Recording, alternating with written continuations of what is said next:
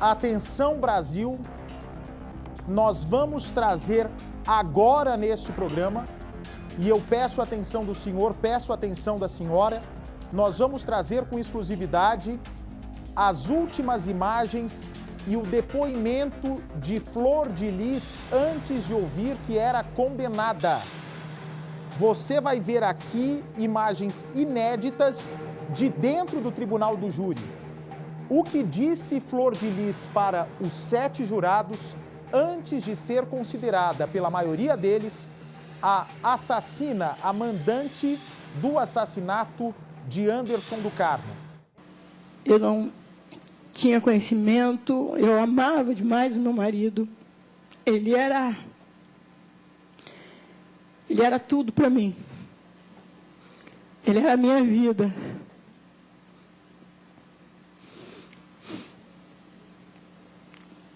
Houve desconfiança uma única vez, assim, no decorrer de um tempo com a minha filha Kelly, mas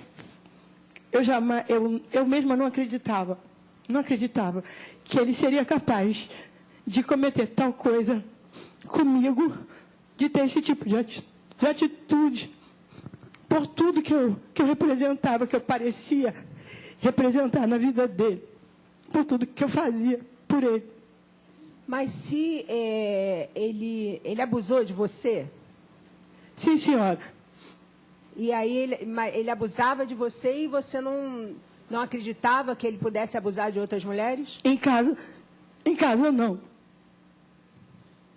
Não, senhor. Você pode falar dos abusos que ele praticava em relação a você? Em que tempo, em que período? Pode falar sobre isso?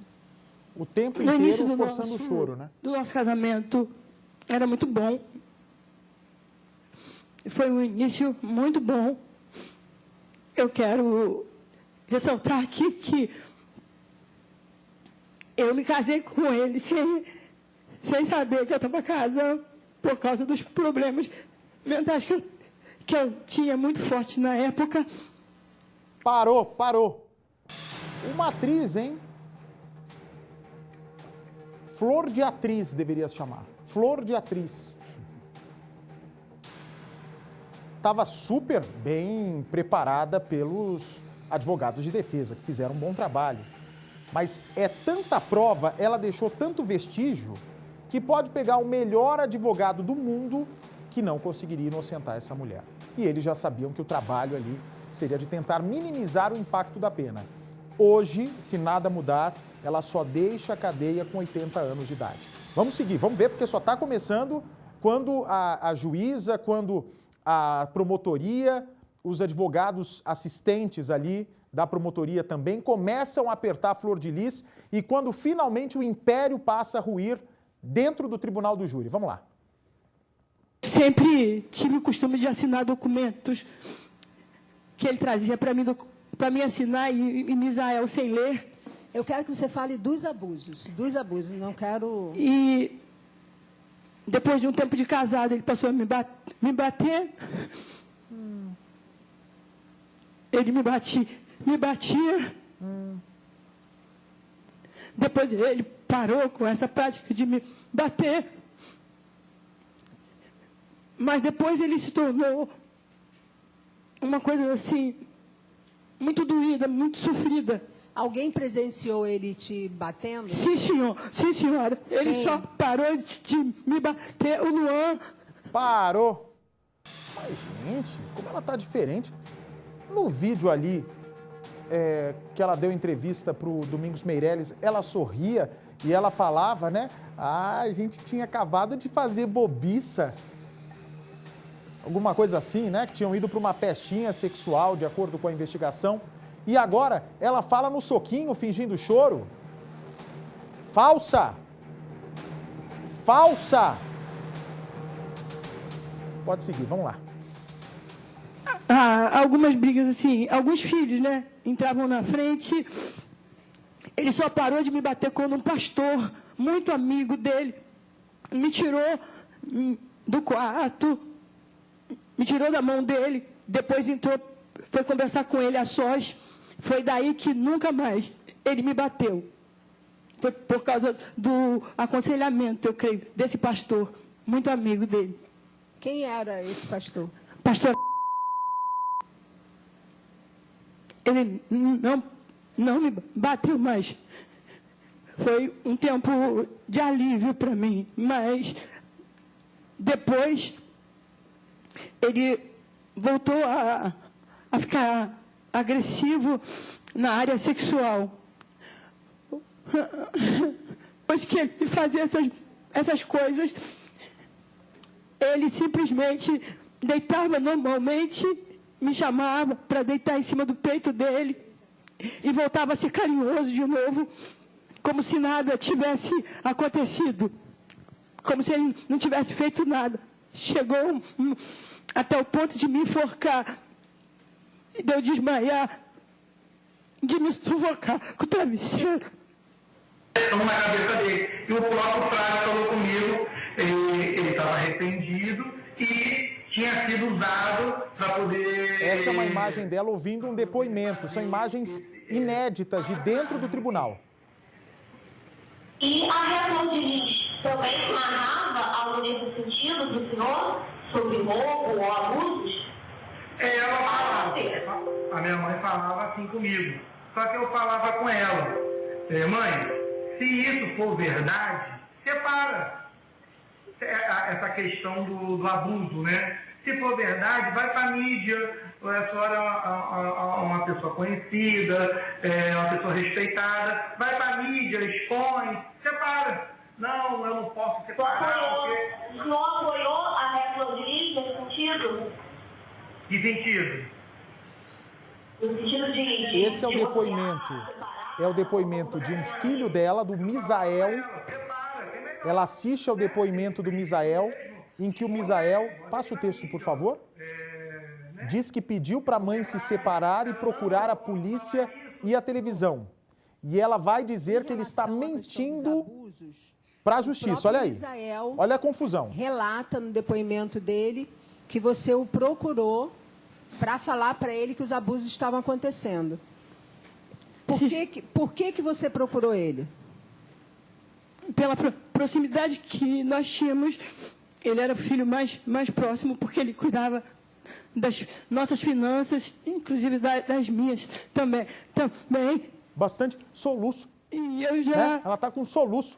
Falava ótimo, agora está cheio de soluço. Com a situação, eu fui pedir ajuda para ele, mas ele estava mentindo quando fala que falou para mim procurar a polícia. Ele mesmo disse que eu tinha que manter, eu não podia expor a família. Parou. Sabe qual é o problema? Eu acho que ela assistia muito Chaves. Não parece a Chiquinha chorando, Percival? Eu acho que pegaram um exemplo de algum ator que chora e mandaram ela chorar no tribunal. Ela está chorando igual a Chiquinha. Quer dizer, você vê, um depoimento, você pode observar nos detalhes, conhecendo bem o caso como nós dois conhecemos, que tudo isso aí é ensaiado. Tudo isso é ensaiado. É um teatro, né? É um teatro dividido em partes, né? Tem o enredo, o script, tem o desenvolvimento e tudo isso conectado, pelo que ela está falando, com o argumento da defesa. Quer dizer, a defesa faria exatamente isso durante todo o julgamento. Quer dizer, o culpado era a vítima e não ela. Ela sofreria abuso. Agora, Bate, por que ela se submeteria a isso na companhia do Anderson? Não tem motivo nenhum. Poderia se separar, buscar socorro. Está bem claro que foi uma argumentação por conveniência para escapar da acusação. Vamos seguir, vamos lá. Expor o grupo político que a gente tinha. Não foi esse conselho que ele me deu. Não foi. Além dele, você procurou outro filho, outra filha para falar? Não, senhora. Foi dito aqui que a Kelly foi abusada e que ela procurou você para falar sobre esse abuso. Como é que foi essa... Por que você não... Como eu já falei aqui, doutora, ele era tudo para mim. Meu marido era tudo para mim. Tudo, tudo, ele era minha vida. Eu jamais imaginei minha vida sem ele. Eu amava ele mais do que tudo, do que a mim mesma. E houve uma época que eu cheguei a amá-lo até mais do que Deus. Eu amava meu marido. E quando a Kelly veio falar, eu não acreditei. Eu não acreditei. Mas foi um episódio de... Ele me tirou do quarto, falou que precisava conversar com a Kelly em particular, porque ele tinha esse costume de conversar com os filhos em particular, longe de mim, porque ele queria me poupar dos problemas. Ele fazia reunião com a família e até na igreja com os obreiros e falava, quando tiver algum problema, não fale para a Flor, vem falar comigo, porque ele me poupava de problemas. E nesse dia ele disse para mim que precisava ter uma conversa muito séria com a Kelly em particular. E eu perguntei, mas que conversa é essa? Ele disse, amor, depois a gente conversa, deixa eu falar com ela primeiro. Eu sentei na escada do lado da porta do meu quarto e eu fiquei durante muito tempo do lado de fora, sentada. E foi depois de um tempo que isso foi relatado para mim de abuso, mas eu não podia acreditar. Eu não tinha como acreditar. Era impossível acreditar. Não tem uma lágrima. Nenhuma lágrima. Olha lá. Você presenciou algum episódio em Brasília em relação a Rayane com ele? Sim, senhora. O que você presenciou? Eu acordava para ir para o plenário, para ir para a Câmara Federal. Ele acordava, também se arrumava. Ele sempre se arrumava primeiro do que eu, porque depois ele queria ver minhas roupas, o jeito que eu estava vestida, se eu estava adequada para aquele dia, pelos compromissos que nós tínhamos. E eu fiquei no quarto, me arrumando, e ele já estava arrumado, ele saiu do quarto, e depois de alguns minutos eu saí do quarto, o quarto da Rayane ficava de lado, o meu era assim, e aqui tinha um outro quarto, e quando eu saí do meu quarto, a saiu também, e ele estava saindo do quarto da Rayane. Eu perguntei, o que você vai fazer? Daí ele disse, vim me despedir da minha filha. Naquele dia, a Rayane chorou o dia inteiro. Eu perguntava para ela o motivo do choro. Eu fui para a Câmara Federal, voltei, almocei com a Rayane chorando. Quando eu fui para a Câmara novamente, eu voltei. Achei que ela estava brigada com o marido dela, com o Felipe. Porque ela não parava de chorar, mas ela não me contou. Ela não quis me contar. A senhora achava normal que irmãos afetivos se relacionassem entre si, né? Uma vez que os considerava como filhos? Essa é a pergunta. Não, mas também não podia interferir na vida deles, impedir. Não achava normal, mas também não podia impedir. Não, senhora. Por que a senhora deu o Moisés para Simone? Foi um castigo? A Vânia aceitava? Não, senhora. Não foi assim. Segura, por favor. Agora, que absurdo, né? Como é que a mãe não pode intervir? O pai e mãe não servem para falar o que é certo do errado? Como é que os dois filhos estão se relacionando e ela não pode intervir, Percival? Não, isso é impossível.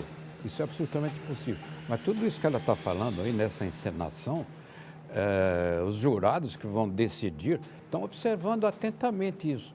Não chora, conta histórias inverossímeis, então eles vão formando um juízo.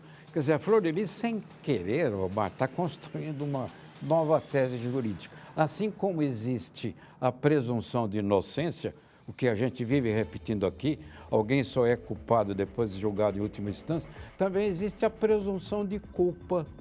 Então, à medida que ela não chora, é uma atriz, ela está criando para os jurados exatamente aquilo que a levaria à condenação, a presunção de culpa, Bate. E nessa os jurados já viram, É uma mulher que está aqui tentando se defender de um assassinato, mas está dizendo ser mãe e que não vê problema dos filhos namorarem entre si. Que mãe é essa? Que desvio de caráter é esse que tem dentro de casa e o que essa mulher seria capaz? Uma mãe que acha normal os filhos se transarem em casa. Não era muito difícil acertar o futuro dessa mulher, né?